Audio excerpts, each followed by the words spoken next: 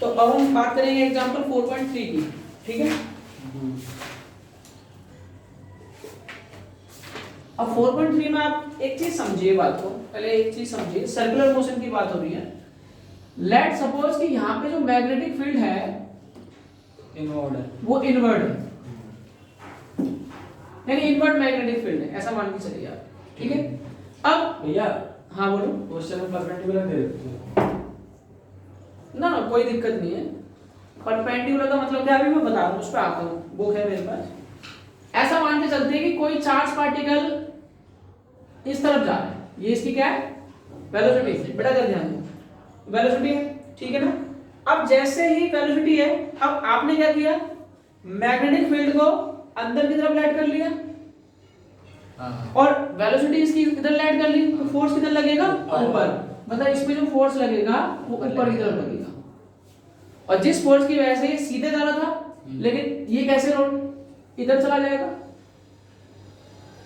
और जैसे ही इस पॉइंट पे जाएगा तो अब इसकी वेलोसिटी किधर है, ऊपर, और मैग्नेटिक फील्ड है अंदर, तो मैग्नेटिक फील्ड है अंदर और वेलोसिटी है ऊपर, तो फोर्स लगेगा लेफ्ट हैंड, यानी कि फिर से किस तरफ मूव करेगा, लेफ्ट, यानी फोर्स ने इसको, फोर्स अंदर की तरफ खींचेगा, फिर ये यहां पहुंच जाएगा, और अब इसकी वेलोसिटी कहां है, परपेंडिकुलर। अब इसकी वेलोसिटी है मैग्नेटिक फील्ड अंदर और वेलोसिटी उस साइड, फोर्स नीचे, तो फोर्स नीचे लगेगा, मतलब इसमें फोर्स कहां लगेगा, नीचे। अच्छा हाँ, अभी हर जगह और इस तरीके से फिर से यहाँ पे आ जाएगा, ठीक है।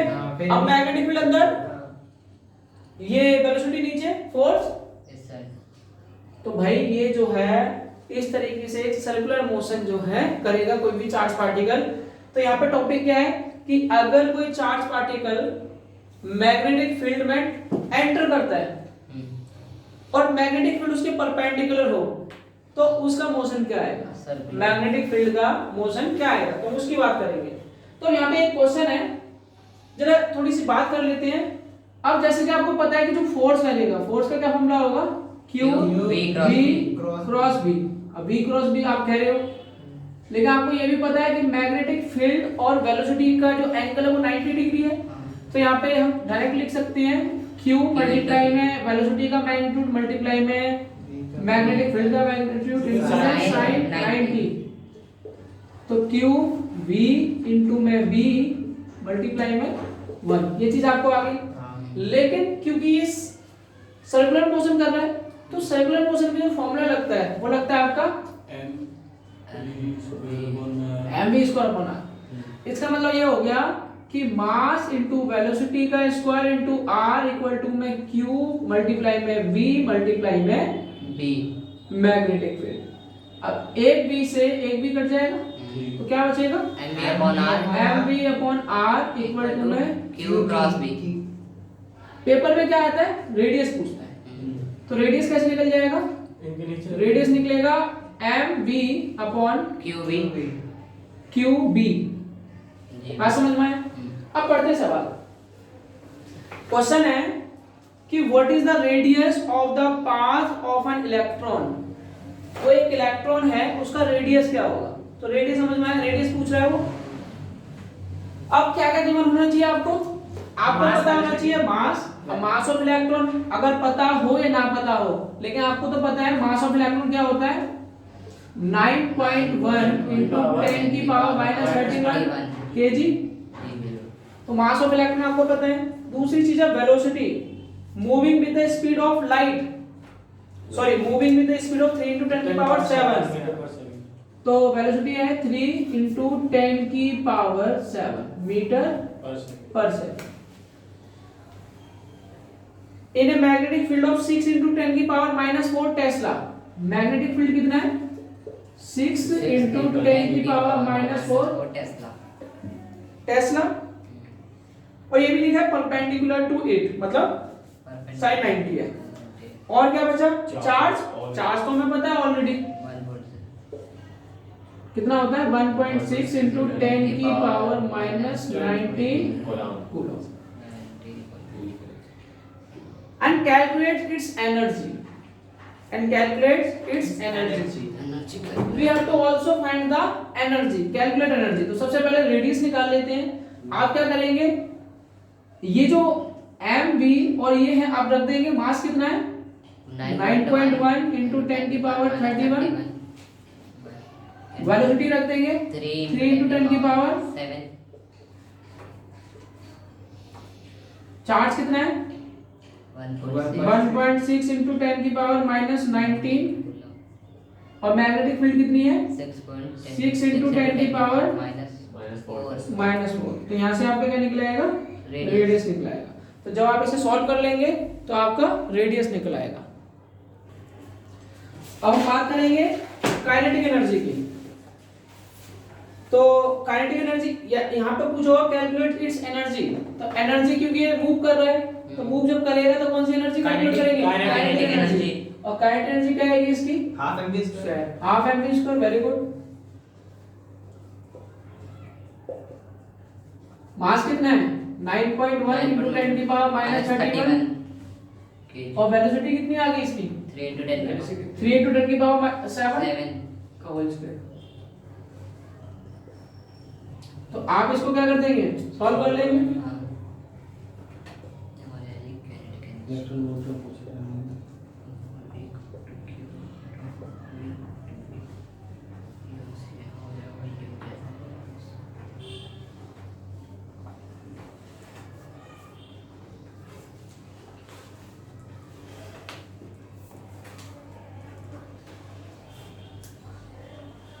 ये जूल में आ गई. लेकिन उन्होंने बोला है कि इसको आपको कैलकुलेट करना है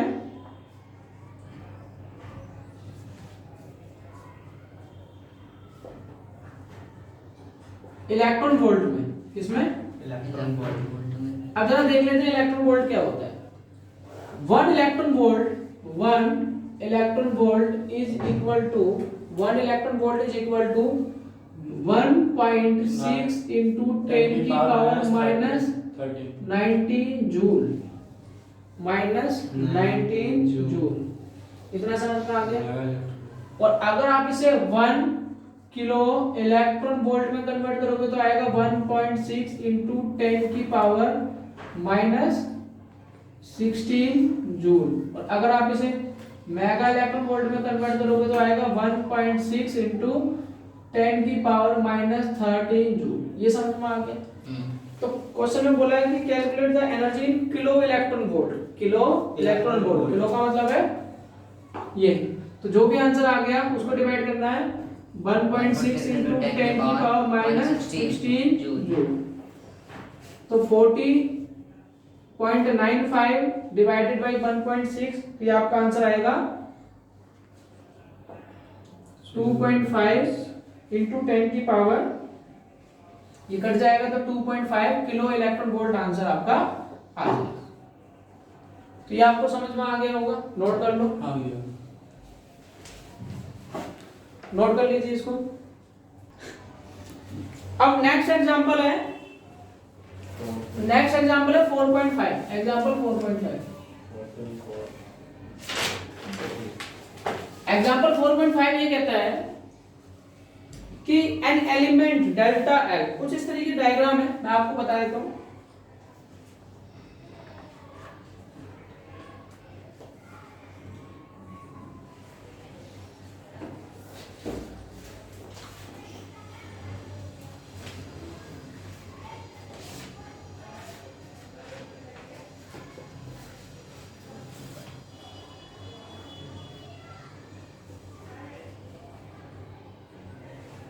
अब आप देखिए यहाँ पे एन एलिमेंट, जो एलिमेंट है यानी कि डेल्टा एल है, that is delta x I direction में.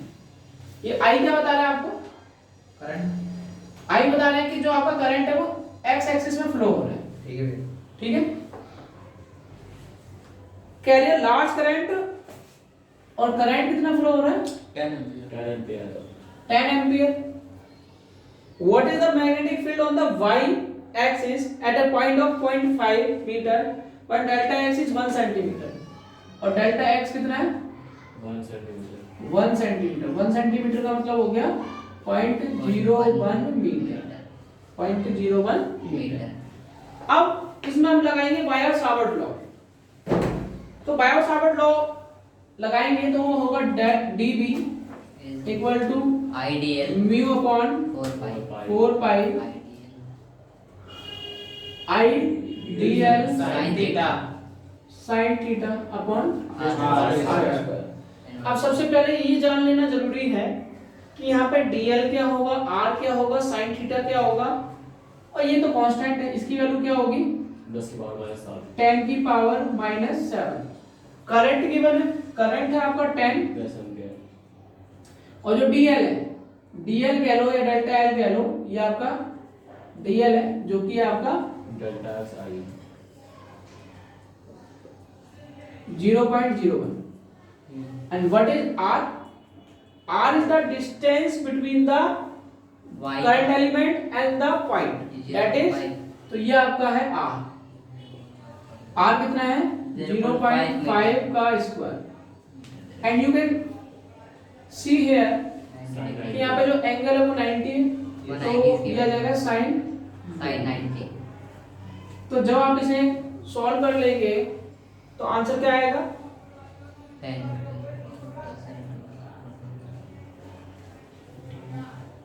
तो जो आंसर है आपका, आप इसे सॉल्व कीजिए। तो जो आपका आंसर है दैट विल बी 4 × 10 की पावर -8 टेस्ला। अब थोड़ा सा देखते हैं कि what is the direction of the magnetic field. Direction of the magnetic field क्या होगी, देखिए बेटा। तो इसमें हम फॉर्मूला लगाएंगे, फॉर्मूला होगा, इधर देखिए, I × dl। तो जो मैग्नेटिक फील्ड है वो I × dl पे डिपेंड करेगा। तो करंट की डायरेक्शन क्या है, करंट की डायरेक्शन इस साइड। ये करंट की डायरेक्शन है, हां ठीक है ना। और IDL sin थीटा, sin 90। इसको इसको ऐसे लिख सकते हैं, इसको ऐसे लिख सकते हैं। What is the sin theta किसके बीच में, sin थीटा है इन दोनों के बीच में, हाँ। इन दोनों के बीच में। ऐसा होता है एक्चुअली में। ये आपका dl है और ये आपका r है और ये आपका थीटा है।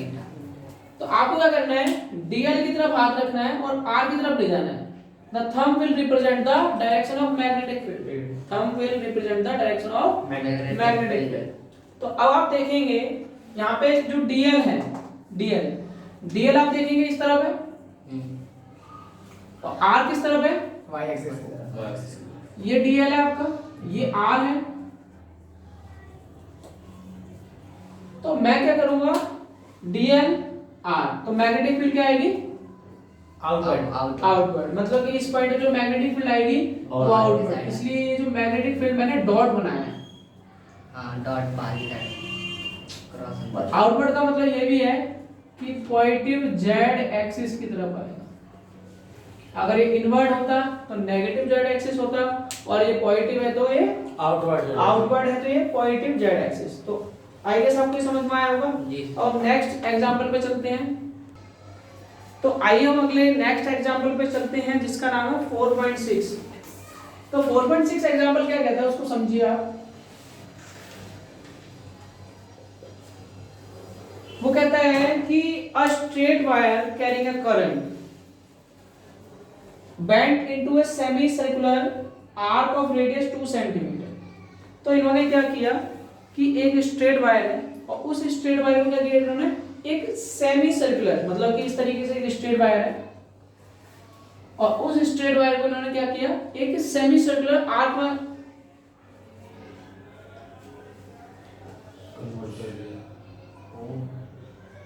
आर्क में कन्वर्ट। ठीक है, इस तरीके से कन्वर्ट करके करंट इसमें फ्लो हो रहा है।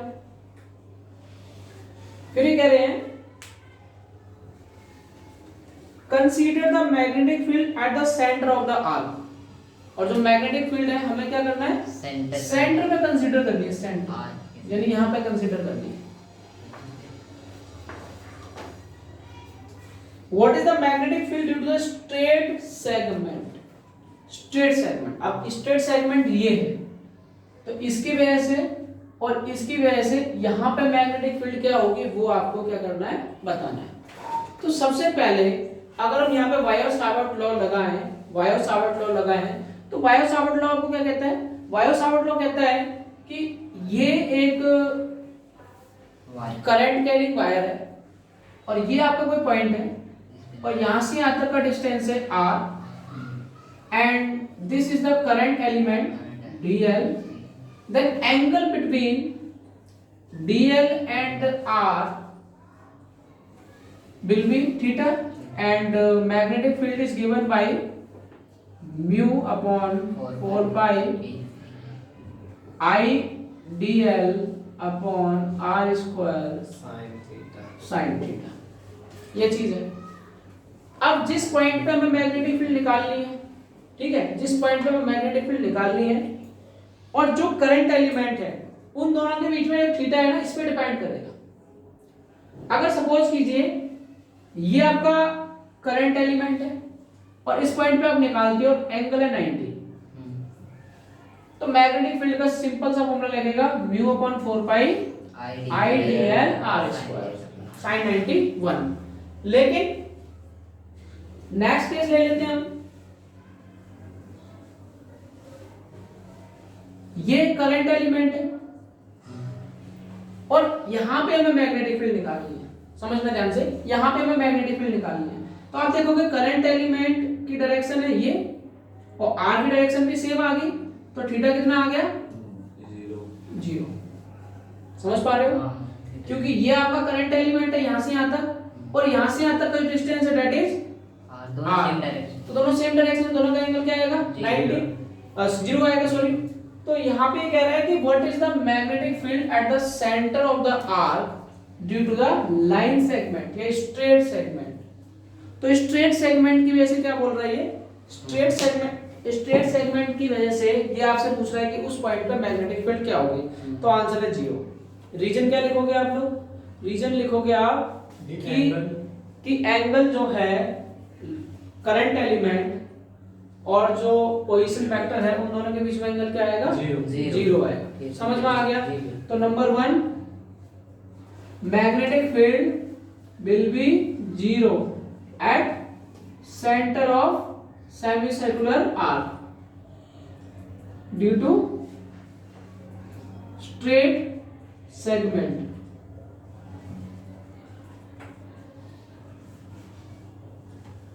ये बात आपको समझ में आ गई?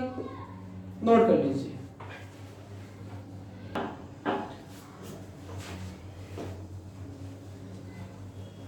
अब नेक्स्ट पोर्शन क्या कहता है? नेक्स्ट पोर्शन कहता है कि what is the magnetic field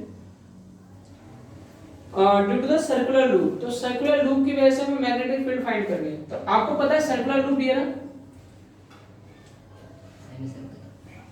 semi circle या सर्कुलर लूप मान लो। अब यहाँ पे क्या कर रहा है? करंट फ्लो हो रहा है और इस करंट फ्लो होने की वजह से मैग्नेटिक फील्ड की डायरेक्शन क्या होगी? हमें क्या निकालना है? मैग्नेटिक फील्ड निकालना है, ठीक है ना। तो मैग्नेटिक फील्ड का जो फॉर्मूला होगा that will be mu I upon 2r। क्या होगा? म्यू आई अपॉन 2r। ये बात समझ में आ गई आपको? ओके।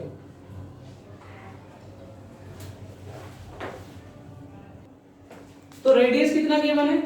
रेडियस है 2 सेंटीमीटर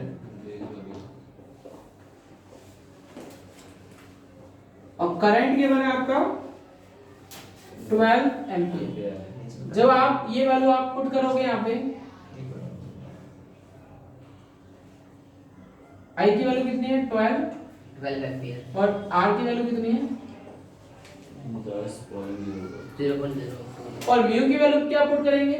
आपको पता है 10 की power mu upon 4 pi equal to क्या होता है? 10 की पावर माइनस 7। तो म्यू क्या आएगा आपका? 4 पाई इंटू 10 की पावर माइनस 7। तो म्यू की वैल्यू आप यहाँ पुट करेंगे 4 पाई इंटू 10 की पावर माइनस 7 इंटू में 12 डिवाइडेड बाई 0.04।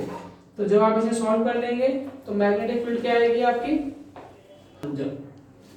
तो आंसर क्या आएगा? 3769 इंटू 10 की पावर माइनस 7।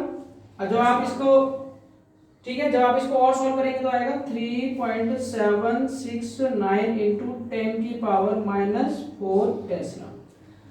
लेकिन आप थोड़ा ध्यान देंगे तो ये जो फॉर्मूला है this is for the circular loop, लेकिन छोटी सी दिक्कत है कि उन्होंने पूछा सेमी सर्कुलर लूप के लिए। तो सेमी सर्कुलर लूप के लिए आप क्या करेंगे, जो भी आंसर आएगा डिवाइड कर देंगे, उसका आधा कर देंगे, कोई प्रॉब्लम नहीं।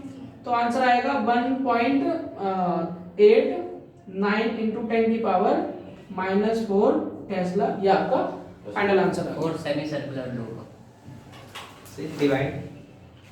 अब इसकी मैग्नेटिक फील्ड की बात कर लेते हैं। तो मैग्नेटिक फील्ड में ये क्या है, करंट है। तो करंट ऐसे फ्लो हो रहा है, तो मैग्नेटिक फील्ड क्या होगी, जो करंट है उस तरफ थंब ले जाओ और मैग्नेटिक फील्ड को आप क्या करो, राइट हैंड थंब रूल के हिसाब से आप निकाल सकते हो। तो मैग्नेटिक फील्ड अंदर जाएगी, क्या जाएगी, अंदर।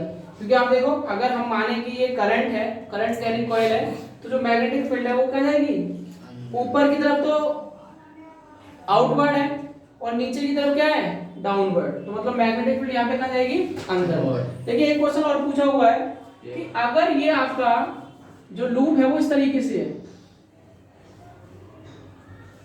तो अगर आप देखेंगे अब ये लूप है, तो इस लूप में मैग्नेटिक फील्ड कितनी होगी, तो आंसर है मैग्नेटिक फील्ड तो सेम रहेगी, लेकिन डायरेक्शन क्या होगी, डायरेक्शन है अब, क्योंकि करंट इधर जा रहा है, तो मैग्नेटिक फील्ड किधर आएगी बताओ, अपवर्ड, इनवर्ड, आउटवर्ड, अपवर्ड मतलब आउटवर्ड। ठीक है। और यहाँ क्या आएगा, इनवर्ड।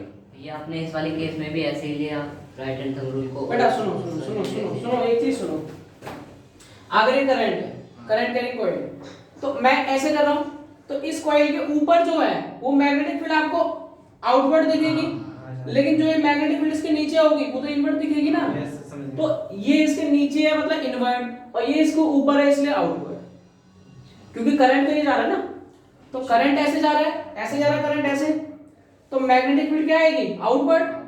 और इसमें क्या है, मैग्नेटिक फील्ड ऐसे जा रही है, देखो ऐसे जा रही है, ऐसे ऐसे, यानी भैया मैं आते हुए कैसे दिख रही है, तो ऐसे जा रही है, देखो नीचे नीचे मतलब इनवर्ड। तो इसमें इनवर्ड आएगी और इसमें आउटवर्ड आएगी। ये चीज समझ में आ गई। कोई ऊपर नीचे है। इसमें नेक्स्ट क्वेश्चन है एग्जांपल 4.7। 4.7 में क्या है, एक कॉइल है जिसका रेडियस है 10। तो रेडियस कितना है बेटा, 10 सेंटीमीटर, यानी 0.1 मीटर।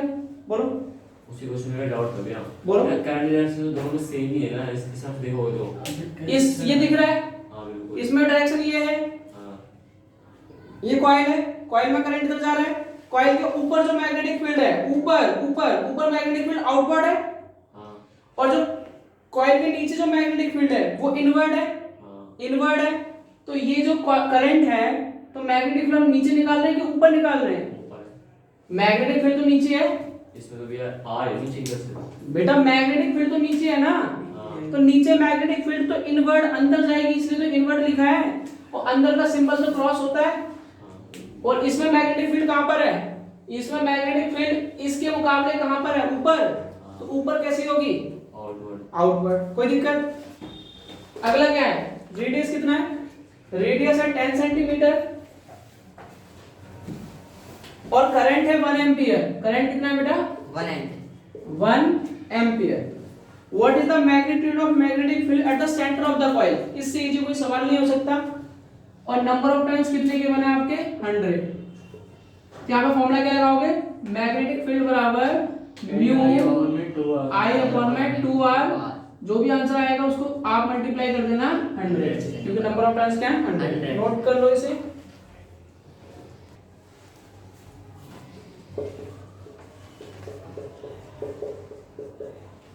तो आप ये नोट कर लीजिए। और नेक्स्ट क्वेश्चन हम करते हैं 4.8। तो 4.8 की हम बात करते हैं। इस क्वेश्चन में क्या है कि एक कंडक्टर है जिसके अंदर करंट फ्लो हो रहा है I, और इसका जो रेडियस है दैट इज R। इसका रेडियस है 2a, सॉरी 2a। अब हमारे पास दो लूप हैं, एक लूप है इसके आउटसाइड,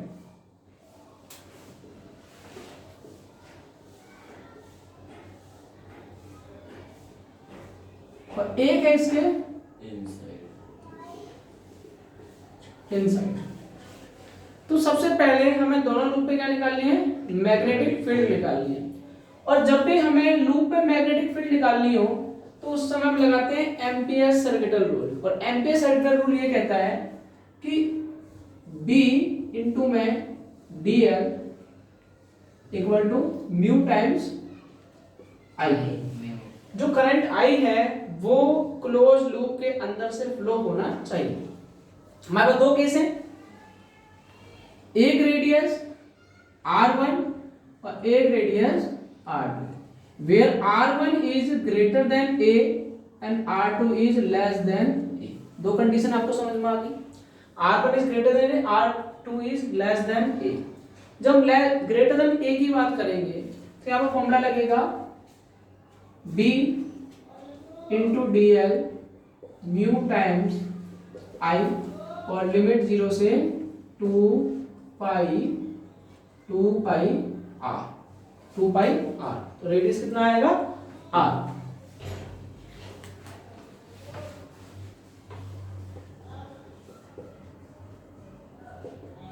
तो यहाँ पे आपकी मैग्नेटिक फील्ड जो है लूप 1 पे वो क्या आएगी, म्यू I 2 पाई R। यानी कि जो आपकी मैग्नेटिक फील्ड है that is inversely proportional to R। ये आपको बात समझ में आ गई, यानी magnetic field is proportional to R। ठीक है, ये था आपका लूप जो कि आउटर लूप है, ये वाला लूप है जो आपका बड़ा वाला लूप है, ये इसकी बात हो रही है। ठीक है ना, तो इसमें जो आपकी मैग्नेटिक फील्ड है उसका फॉर्मूला लगेगा ये। ठीक है, और उसके अंदर जो करंट है वो I है। लेकिन जब हम बात करेंगे छोटे वाले लूप की, ध्यान से सुनना, जब हम छोटे वाले लूप की बात करेंगे तो छोटे वाले लूप के अंदर से कितना करंट फ्लो हो रहा है, अगर आप ध्यान से देखेंगे तो current per unit area, current per unit area यानी करंट हो गया और एरिया क्या कितना हो गया, पाई R स्क्वायर। ठीक है, यानी इसको हम एक तरीके से सिग्मा मान लेते हैं। ठीक है, या current element current density J मान लेते हैं। ठीक है, तो J आ गया pi upon current upon pi A square.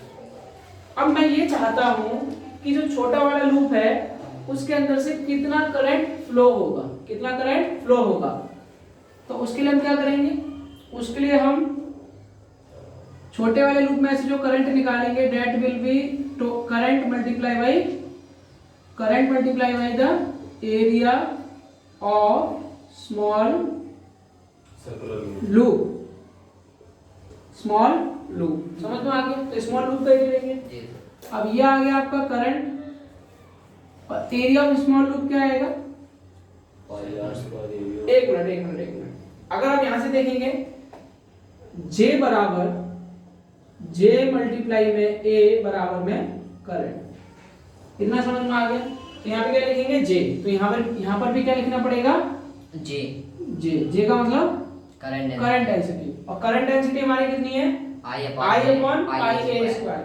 तो यहाँ पे क्या लिखेंगे I upon pi A square. और एरिया ऑफ स्मॉल लूप, जो स्मॉल लूप है, स्मॉल लूप का एरिया कितना आएगा, जो पाई R2 का स्क्वायर, पाई R2 स्क्वायर। इतना समझ में आ गया। तो पाई से पाई कट जाएगा, आंसर क्या आएगा I R2 square upon A square. Is it clear? Yes. अब हम क्या करेंगे, अब हम लगाएंगे फिर से एम्पियर सर्किटल रूल। और एम्पियर सर्किटल रूल होगा ये, क्या है, B multiply by 2 pi R equal to mu I। अब I कौन सा लेंगे, ये वाला छोटे लूप वाला। छोटे लूप में कितना करंट फ्लो हुआ है, R2 का स्क्वायर अपॉन में A स्क्वायर। अगर आप यहाँ पे R2 लिखोगे तो यहाँ पर भी R2 लिख दो, यहाँ पर R2 लिख दो, दोनों जगह R2 लिख दो। बिल्कुल। तो अब यहाँ पे मैग्नेटिक फील्ड कितनी आएगी, म्यू I R2 का स्क्वायर अपॉन में A स्क्वायर 2 पाई R2। ठीक है, ज्यादा दिक्कत ना करते हुए एक काम कर लेते हैं, यहाँ पे एक केस ऐड कर लेते हैं, R is small then A। R क्या है, छोटा है A से, मतलब ये जो R है ना ये A से छोटा है। तो आप देखिए क्या आंसर आएगा, आर को नेगलेक्ट कर mu I A square two, देखिए mu I two A square pi, pi लिख देता हूं, यहां आर है, आर स्क्वायर है, क्या आ जाएगा आर। अब बहुत ही इंपॉर्टेंट चीज है, सबसे ज्यादा इंपॉर्टेंट, यहां पे आप देखेंगे म्यू कांस्टेंट है, आई कांस्टेंट है, ए कांस्टेंट है, पाई कांस्टेंट है, सारी चीज कांस्टेंट है, बस एक चीज वेरिएबल है जिसका नाम है आर। तो यहाँ पे जो मैग्नेटिक फील्ड है that is directly proportional to r, but outside the conductor magnetic field is inversely proportional to r. तो ये बहुत इंपॉर्टेंट चीज है। अगर हम इसका ग्राफ बनाएं तो अगर आपको यहाँ पे देखते हैं ग्राफ बनेगा तो इस तरीके से बनेगा, ये आपका ए है, तो यहाँ पे डायरेक्टली प्रोपोर्शनल है, तो सबसे पहले तो मैग्नेटिक फील्ड क्या होगी, लीनियर होगी, मैग्नेटिक फील्ड इंक्रीज होगी यहां तक, और उसके बाद घट जाएगा। तो यहाँ पे मैग्नेटिक फील्ड क्या है, डायरेक्टली प्रोपोर्शनल टू आर, और यहाँ पे मैग्नेटिक फील्ड क्या है, inversely proportional to r. Inversely proportional कुछ कर्व बनेगा। तो बात समझ में आ गई, नोट कर लीजिए इसको।